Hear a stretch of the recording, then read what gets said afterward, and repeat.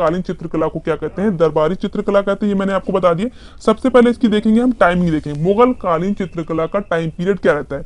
तो 1600 से लेकर के 1800 ईस्वी तक के मुगल कालीन चित्रकला का टाइम पीरियड रहता है। यहाँ पर हम लोग बात करेंगे मुगल कालीन चित्रकला की बात करेंगे, ना कि मुगल काल की बात करेंगे। मुगल काल में हम लोग वही चीजें पढ़ेंगे, ठीक है, जो आपके आर्ट के पॉइंट ऑफ व्यू से इंपॉर्टेंट है, जो आपके टीजीटी, पीजीटी, ठीक है, टीजीटी और पीजीटी, केवीएस आर्ट, ठीक है, या एनवीएस आर्ट, या आपके DEET+B आर्ट या LT आर्ट में क्वेश्चन पूछे जाते हैं। ठीक है, यहाँ पर हम लोग को पूरा मुगल काल नहीं पढ़ना। सबसे पहले आप ये सुन लीजिए, यहाँ पर मैं हिस्ट्री नहीं पढ़ा, हिस्ट्री सब्जेक्ट से रिलेटेड नहीं पढ़ा रही, यहाँ पर आर्ट की हिस्ट्री हो रही है। ठीक है, तो यहाँ पर आपको पूरा मुगल काल आपको एग्जाम में भी पढ़ के नहीं जाना है। समझ में बात आई? चलिए स्टार्ट करते हैं। तो यहाँ पर मैंने टाइम पीरियड बता दिया, 1600 से लेकर के 1800 तक के इसका टाइम पीरियड रहता है। अलग अलग बुक में ये अलग अलग टाइम पीरियड होता है। ऑप्शन में देखिएगा, जो सबसे नजदीकी वाला टाइम पीरियड है उस पर आप यहाँ पर क्लिक करेंगे। फिर हम बात करते हैं जो मुगल शैली है वो क्या है, किन दो शैलियों का मिश्रण है। तो जो मुगल शैली है वो दो शैलियों का मिश्रण है। एक तो आपकी हो जाएगी ईरानी शैली और दूसरी आपकी हो जाएगी भारतीय शैली। अब थोड़ा सा पीछे चलते हैं। जब आपको मैंने यहाँ पर ईरानी शैली पढ़ाया था तो उसमें मैंने आपको बताया था विहिजाद, ठीक है, विहिजाद, और क्या बताया था यहाँ पर शाह मुजफ्फर, ठीक है, शाह मुजफ्फर, ठीक है। तो शाह मुजफ्फर का मैंने यहाँ पर जिक्र किया था, जिसका जिक्र यानी कि विहिजाद और शाह मुजफ्फर का जिक्र जो है किसमें मिलता है, बाबर की जो आत्मकथा है तुझके बाबरी, उसमें आपको विहिजाद और शाह मुजफ्फर का जिक्र मिल जाता है। ठीक है, तो इससे पता चलता है कि विहिजाद और शाह मुजफ्फर आपके मुगल काल में भी थे, इससे अंदाजा होता है। तो ऑप्शन के अकॉर्डिंग वहां पर ईरानी शैली अगर मान लो ना दिया हो तो आपको विहिजाद और शाह मुजफ्फर पूछे किसके चित्रकार है, तो आप यहाँ पर मुगल काल भी लगा सकते हैं। वैसे तो आपके मुख्य रूप से तो ईरानी शैली के हो ही जाएंगे, लेकिन अगर ऑप्शन ना हो तो मैं बता रही हूँ, क्योंकि आप जाहिर सी बात है हर क्वेश्चन का आंसर ऑप्शन के अकॉर्डिंग देना पड़ता है ना, तो इस वजह से बिल्कुल समझ के चलिए क्या क्या चीजें आपको वहां पर एग्जाम में ध्यान रखनी है। ओके, फिर यहाँ पर मैं बता दूं, जब मैंने आपको ईरानी शैली पढ़ाया था, शायद बताया था कि नहीं, कि जब स्टार्टिंग के जब मुगल काल के चित्र देखते हैं, स्टार्टिंग के जब मुगल काल के चित्र देखते हैं तो वहां पर ईरानी, विशुद्ध ईरानी की झलक हम लोगों को मिलती है। किसकी? विशुद्ध ईरानी की झलक, विशुद्ध ईरानी शैली की झलक हम लोग को यहाँ पर मिल जाती है। लेकिन क्या है, डे बाय डे क्या होता है, चीजें में क्या होता है, परफेक्शन आता जाता है। जाहिर सी बात, डे बाय डे चीजें क्या होती, परफेक्ट होती जाती हैं। ठीक है, तो ऐसे करते करते पूरी तरीके से एक नई शैली उभर के आती है, जिसका क्या नाम होता है, मुगल शैली होता है। ठीक है, यानी कि ईरानी शैली वहां की मिलती है और प्लस हमारी भारतीय शैली मिलती है, एक नई शैली का जन्म होता है जिसको बोलते हैं मुगल शैली बोलते हैं। क्या बोलते हैं? मुगल शैली बोलते हैं। समझ चीजें आ रही है? अगर चीजें समझ में आती है तो आप वीडियो को जरूर लाइक किया करिए और वीडियो को शेयर करना बिल्कुल ना भूला करिए। ठीक है, वीडियो को शेयर किया करिए और साथ में आप कमेंट में लिखा करिए। ठीक है, कमेंट में जब लिखते हैं, मैं पढ़ती कमेंट तो मुझे अच्छा लगता है कि हाँ चीजें आपको समझ में आ रही है। ठीक है, जब मैं इतना चिल्ला चिल्ला के बोलती हूँ तो जाहिर सी बात है मैं भी कुछ चाहूंगी कि हम, मुझे पता तो चले कि मेरी चीजें कितनी समझ में जा रही, कितनी मैं अपनी चीजों को कन्वे कर पा रही हूँ। ओके, चलिए, तो ईरानी शैली, भारतीय शैली, तो मैंने आपको बताया जब मुगल काल के जब स्टार्टिंग के जब चित्र देखेंगे तो उसमें विशुद्ध ईरानी शैली का मतलब झलक मिल जाती है और करते करते पूरी तरीके से एक नई शैली बनती है, जिसको क्या बोलते हैं, मुगल शैली बोलते हैं, जिसको क्या बोलते हैं, मुगल शैली बोलते हैं। क्लियर? ओके, आगे हम चलते हैं। सबसे पहले देखेंगे बाबर। देखिए यहाँ पर आपको कितने जो है शासक पढ़ने हैं। देखिए आपको पूरा मुगल काल नहीं पढ़ना, एक तो आपको पूर्व मुगल काल होगा और फिर उसके बाद होगा उत्तर मुगल काल। तो हम लोग देखेंगे इसमें कौन कौन मुगल काल में किन किन शासकों को हम पढ़ेंगे, किन किन शासकों को यहाँ पर हम लोग पढ़ने वाले यहाँ पर हम देखेंगे। ठीक है, सबसे पहले देखिए कौन आते हैं, बाबर आते हैं। सबसे पहले कौन आते हैं, बाबर। मुगल काल के पहले शासक कौन से हो जाए, बाबर हो जाएंगे। फिर कौन से हो जाएंगे, हुमायूं। ठीक है, फिर कौन हो जाएंगे, हुमायूं। फिर यहाँ पर कौन से आएंगे, अकबर। ठीक है, फिर आएंगे यहाँ पर अकबर। चौथे नंबर पे कौन आएंगे, यहाँ पर जहांगीर। ठीक है, अकबर की बेटे का नाम क्या था, जहांगीर। ठीक है, पांचवें नंबर पे आ जाएंगे यहाँ पर शाहजहां। ठीक है, शाहजहां। ठीक है, यानी कि जहांगीर के बेटे का नाम क्या हो जाएगा, शाहजहां। और शाहजहां के बेटे का नाम क्या था, औरंगजेब था। ठीक है, औरंगजेब। ठीक है, इस तरीके से आपको जो पूर्व मुगल काल है, औरंगजेब जो पूर्व मुगल काल है, उसके यहाँ पर 6 यहाँ पर शासक हैं मेन। ठीक है, मेन। ठीक है, फिर उत्तर मुगल काल में और भी हैं। तो यहाँ पर हम लोग बाबर पढ़ेंगे, हुमायूं पढ़ेंगे। यानी कि आज के पार्ट में हम लोग क्या पढ़ेंगे, बाबर और हुमायूं पढ़ेंगे। ठीक है, नेक्स्ट पार्ट में यानी कि फर्स्ट पार्ट में हम लोग बाबर को कवर करेंगे और हुमायूं को कवर करेंगे। इसमें जो 8 के पॉइंट्स मिलते हैं वही हम लोग कवर करेंगे जो आपके एग्जाम में पूछ जाएंगे। फिर सेकंड पार्ट में हम लोग अकबर चलाएंगे। ठीक है, फिर अकबर है, फिर जहांगीर है, फिर शाहजहां है, फिर औरंगजेब के बाद, औरंगजेब के टाइम से बिल्कुल क्या है आपकी चित्रकला बिल्कुल क्या है विलुप्त हो जाती है। ठीक है, लेकिन उसमें कौन से पॉइंट औरंगजेब में भी थोड़े थोड़े पढ़ने हैं तो वो भी हम लोग चीजों को डिस्कस करेंगे। फिर ओवरऑल पूरी मुगल शैली की, फिर ओवरऑल जो है पूरी मुगल शैली की क्या विशेषता है, ओवरऑल पूरी मुगल शैली की क्या विशेषता है वो भी हम लोग लास्ट में देखेंगे। ठीक है, जब लास्ट में जब पूरे पार्ट्स हो जाएंगे तो बाद में देखेंगे। यानी कि इसीलिए मैंने कहा इसको काफी लंबा इसको मतलब हम लोग चलाएंगे, यानी कि 8 या 10 पार्ट इसमें हो सकते हैं। ठीक है, देखते हैं कितने पार्ट्स होंगे, ये तो अब जब पूरा करते जाएंगे तभी पता चलेगा कितने पार्ट्स यहाँ पर होंगे। तो प्रेजेंट यानी कि आज की अगर बात करें तो यहाँ पर दो हम यहाँ पर पढ़ेंगे, एक तो बाबर को पढ़ेंगे, ठीक है, और दूसरा कौन से पढ़ेंगे, हुमायूं। दो चीजों को हम लोग यहाँ पर कवर करेंगे, बाबर और हुमायूं को। सबसे पहले बात करते हैं बाबर की। देखिए बाबर का जन्म कहाँ हुआ था तो आपको पता फरगना में हुआ था। फरगना प्रेजेंट टाइम में अगर बात करें तो कहाँ पड़ता है, उज्बेकिस्तान में पड़ता है। कब हुआ था, 1483 में इसका जन्म हुआ था। कब हुआ था, 1483 में बाबर का जन्म हुआ था। कहाँ हुआ था, फरगना में हुआ था।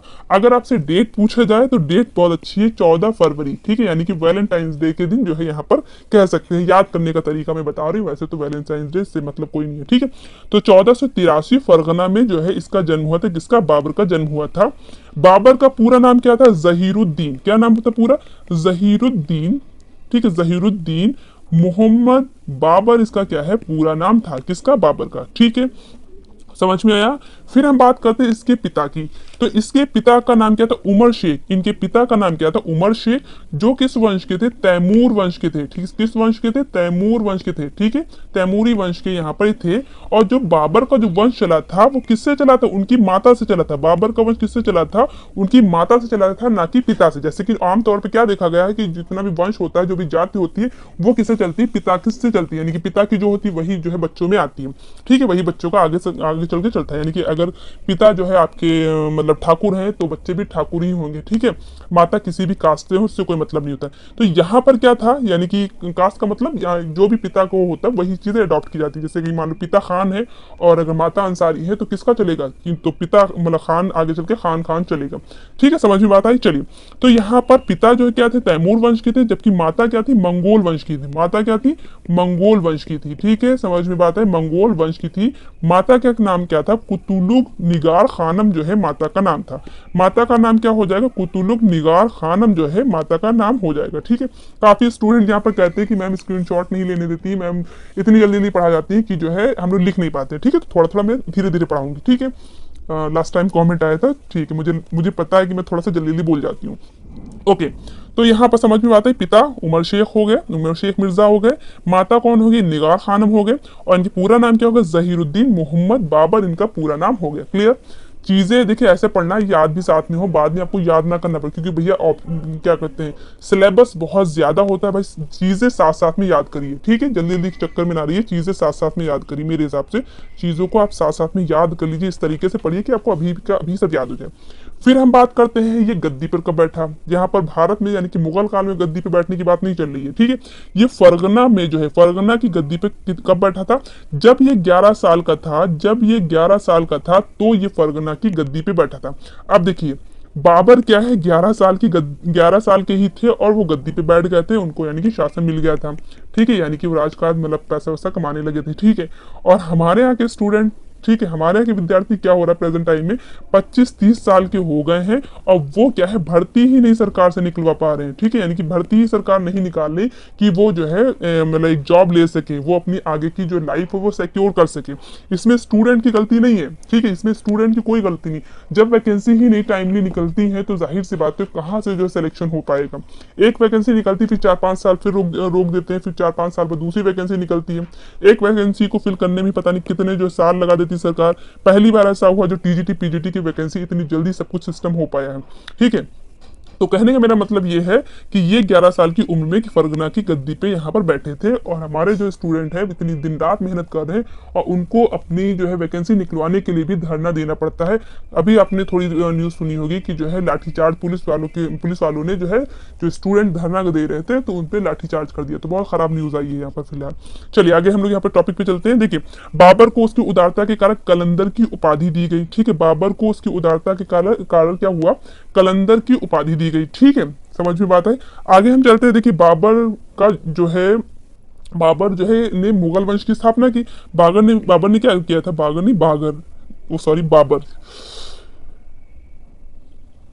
ठीक है, बाबर ने क्या है, मुगल वंश की स्थापना की। कैसे क्या हुआ मैं आपको बताती हूँ। देखिए, पानीपत का प्रथम युद्ध हुआ था, कब हुआ था, 1526 में। पानीपत का प्रथम युद्ध हुआ था, कब हुआ था, 1526 में। ठीक है, कब हुआ था पानीपत का युद्ध, 1526 में। यहाँ पर मैं लिखती हूँ 1526 में पानीपत का प्रथम युद्ध हुआ था। पानीपत का, ठीक है, प्रथम युद्ध हुआ था। किसके किसके बीच में हुआ था, तो ये हुआ था इब्राहिम लोदी, ठीक है, इब्राहिम लोदी और प्लस बाबर के बीच में हुआ था। इब्राहिम लोदी कौन थे, सल्तनत काल के आखिरी शासक थे। ठीक है, सल्तनत काल के आखिरी शासक इब्राहिम लोदी और प्लस बाबर का युद्ध हुआ। उस युद्ध का नाम क्या था, पानीपत का प्रथम युद्ध था, जो कब हुआ था, 1526 में हुआ था। कब हुआ था, 1526 में हुआ, जिसमें क्या है, बाबर क्या है, विजय हुए और इब्राहिम लोदी की हार हुई। तो इस तरीके से मुगल वंश की स्थापना हुई, किसके जरिए, बाबर के जरिए। कब हुई, तो 1526 में हुई। कब हुई, 1526 में हुई। इसीलिए मैंने यहाँ पर लिख रखा था, यहाँ पर 1526 से लेकर के 1530 यहाँ पर मैंने लिख रखा था। ये क्या है, ये बाबर का शासन काल है। ठीक है, ये क्या है, शासन काल है। उनकी जीवन मृत्यु मत समझ लीजिए, ये शासन काल है। ठीक है, समझ में आया। तो 1526 से मुगल वंश की स्थापना हुई थी। ठीक है, किसको हरा करके, इब्राहिम लोदी को हरा करके। कब हराया था, पानीपत के प्रथम युद्ध में। साल कौन सा हो जाएगा, 1526 में। क्लियर, चलिए नोट डाउन कर लीजिए, बहुत इंपॉर्टेंट पॉइंट मैं बता रही हूँ, क्वेश्चन पूछ लिया था, कंफ्यूज वहां पर ना होइएगा।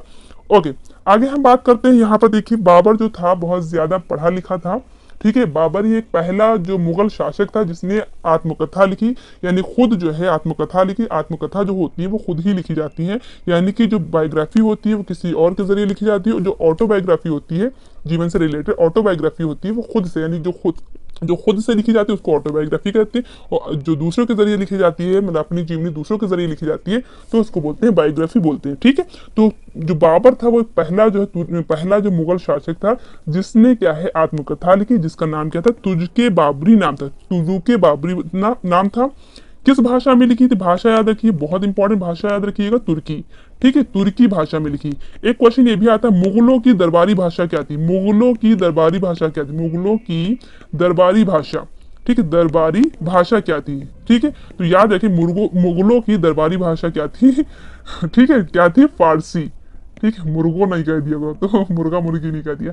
ओके, मुगलों की दरबारी भाषा क्या थी, फारसी भाषा थी। क्लियर, लेकिन तुझके बाबरी आपको याद रखना किस भाषा में लिखी गई, तुर्की भाषा में लिखी गई। कंफ्यूज ना होइएगा, क्योंकि जब आपको तुर्की और फारसी वहां पर दोनों मिलेंगे तो कंफ्यूज हो सकते हैं। तो आपको मुगलों की जो है दरबारी भाषा क्या है, तुर्की, फारसी। दरबारी भाषा फारसी हो जाएगी, फिर से मैं लिख देती हूँ जिससे कि कंफ्यूज ना हो। ठीक है, दरबारी भाषा क्या होगी, फारसी हो जाएगी। और जबकि तुझके बाबरी किस भाषा में लिखी गई, तुर्की भाषा में लिखी गई। ठीक है, जिसमें आपको बिहजाद और शाह मुजफ्फर का जिक्र मिलता है। शाह मुजफ्फर और बिहजाद शाह मुजफ्फर और बिहजाद मैंने आपको किसमें बताया था, ईरानी शैली में बताया था। ईरानी शैली के जो है जो मेन चित्रकार बिहजाद और शाह मुजफ्फर, मैंने ईरानी शैली में आपको पढ़ाया था। जिसमें भी अगर देखे जाए बिहजाद और शाह मुजफ्फर में कौन मेन है, तो बिहजाद क्या है, आपके मेन हो जाएंगे। ठीक है, समझ में बात आई। तो इस तरीके से यहाँ पर आपको याद रखना है।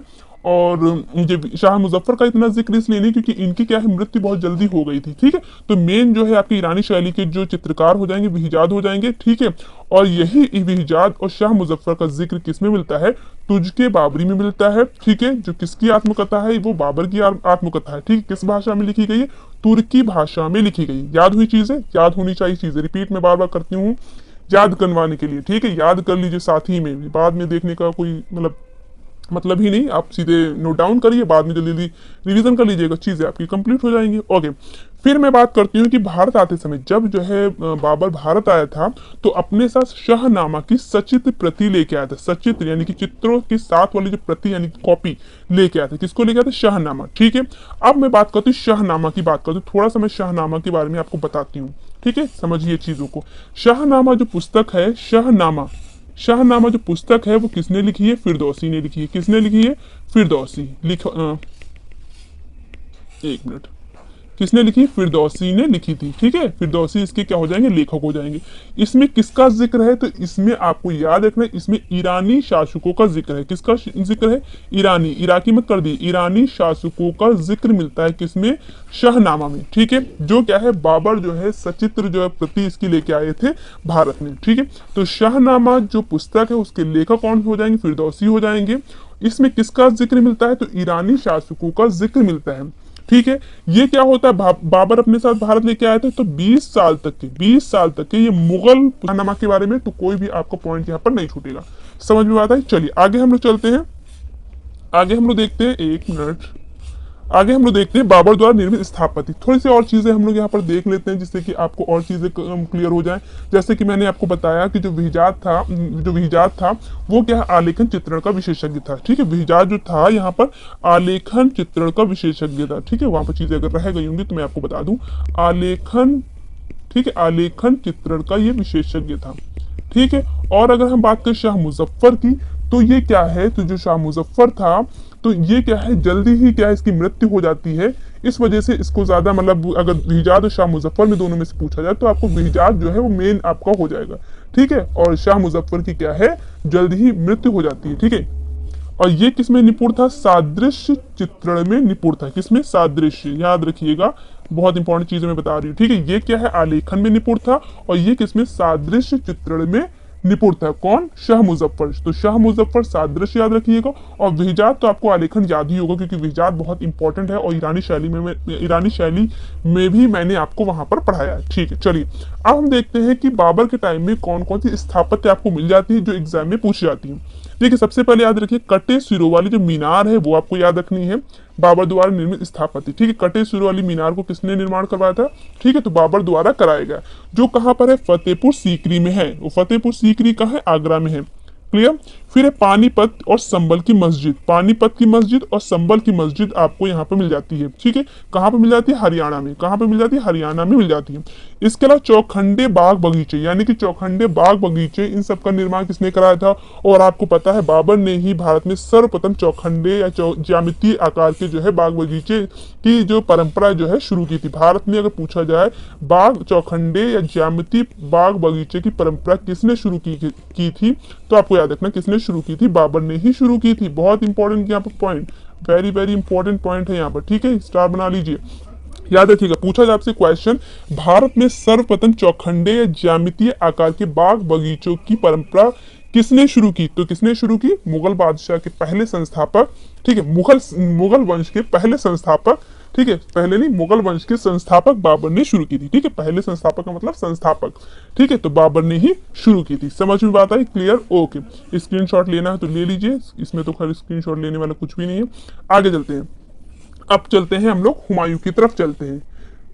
ठीक है, हुमायूं की तरफ चलिए देखते हैं।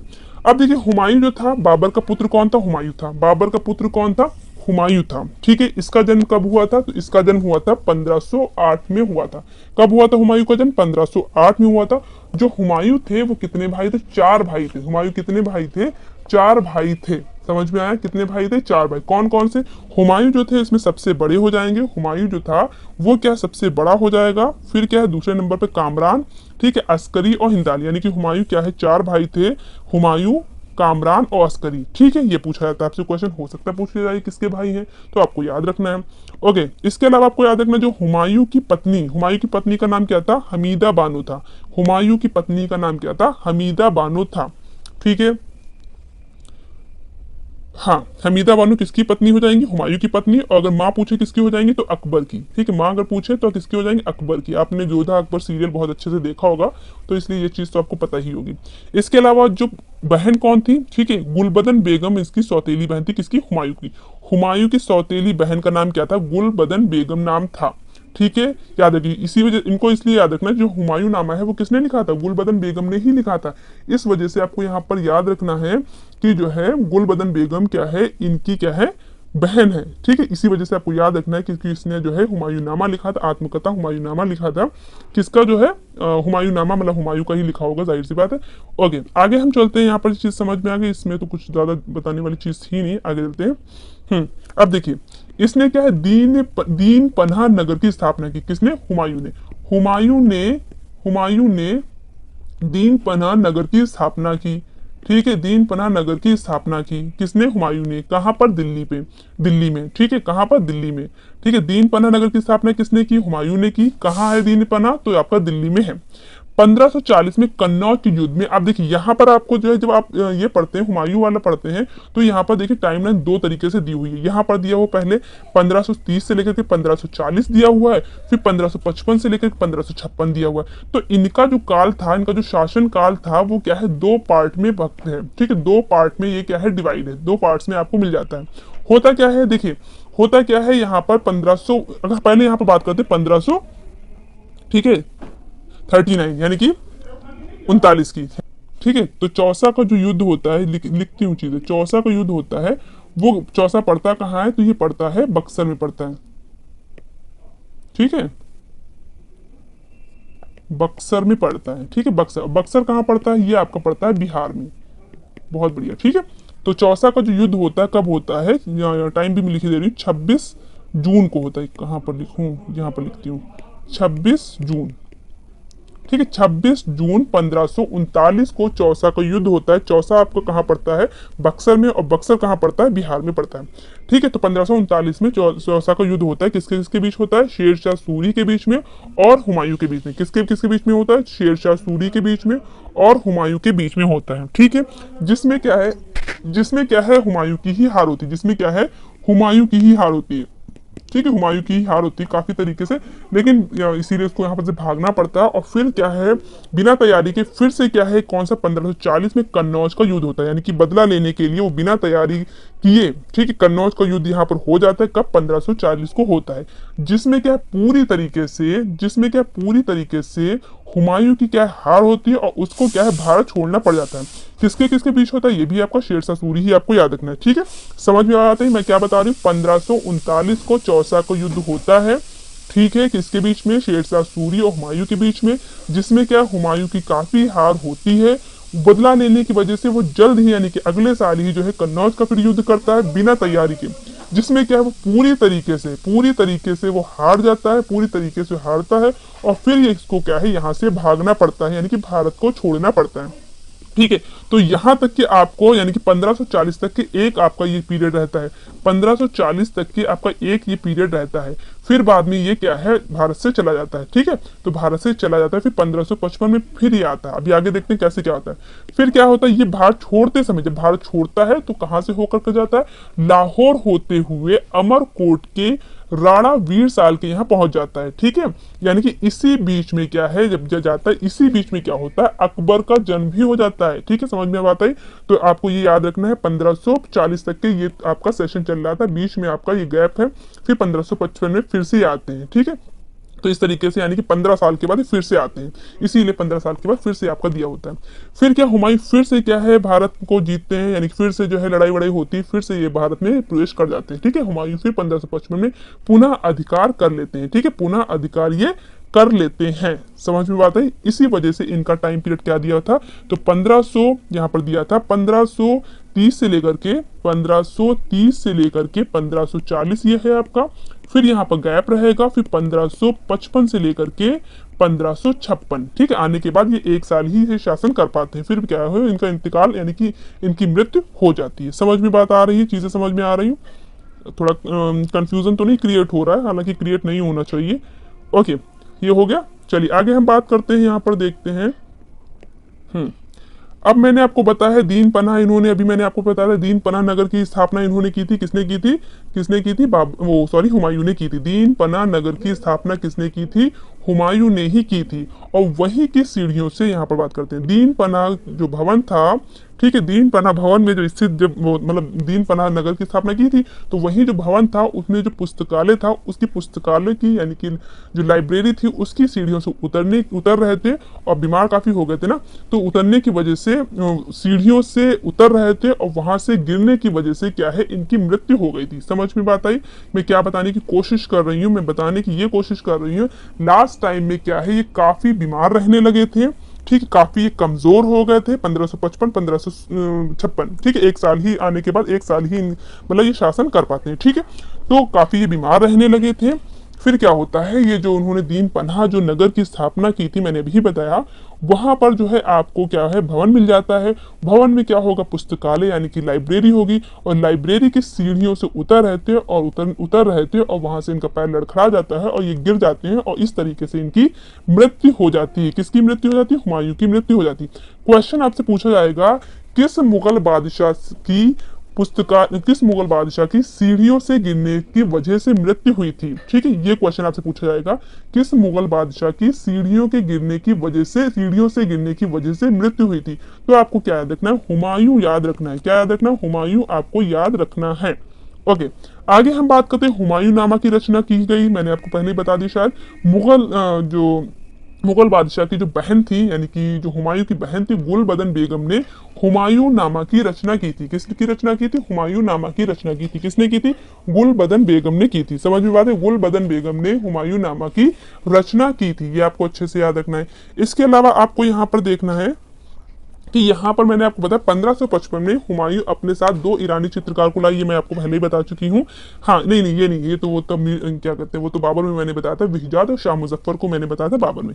विहिजाद विहिजाद और शाह मुजफ्फर, मैं फिर से लिख रही हूँ जिसमें कि आपको याद रहे, कंफ्यूजन यहाँ पर क्रिएट नहीं होना चाहिए। शाह मुजफ्फर, मुजफ्फर, ठीक है, शाह मुजफ्फर, ये आपकी जो है क्या हो जाएंगे, वैसे तो ईरानी शैली के हैं, ठीक है, अगर ईरानी शैली ना दिया हो तो आपको बाबर वाला दिया हो तब भी आप याद रखिएगा, बाबर के टाइम, क्योंकि तुझ के बाबरी में इसका इनका जिक्र है, ठीक है, दोनों ही आपको ऑप्शन के अकॉर्डिंग वहां पर लगाना होगा, वैसे तो ईरानी ही है। अब अगर बात करें हुमायूं की, तो हुमायूं के काल में आपको किसको याद रखना है? हुमायूं के काल में आपको किसको याद रखना है? तो मीर सैयद अली को, अब्दुस समद सिराजी को याद रखना है। मीर सैयद अली और अब्दुस समद सिराजी को याद रखना है, ठीक है। क्वेश्चन पूछा जाएगा, मीर सैयद अली किस जो है मुगल बादशाह के टाइम में थे? तो आपको याद रखना हुमायूं के। विहिजाद किस मुगल बादशाह के टाइम में थे? तो आपको याद रखना है बाबर, ठीक है। हालांकि थे ईरानी शैली के, लेकिन अगर ऑप्शन में ना हो ईरानी शैली तब क्या करेंगे, मैं तब के लिए बता रही हूँ। अब्दुल समद शिराजी किस मुगल बादशाह के समय में थे? तो आपको याद रखना हुमायूं।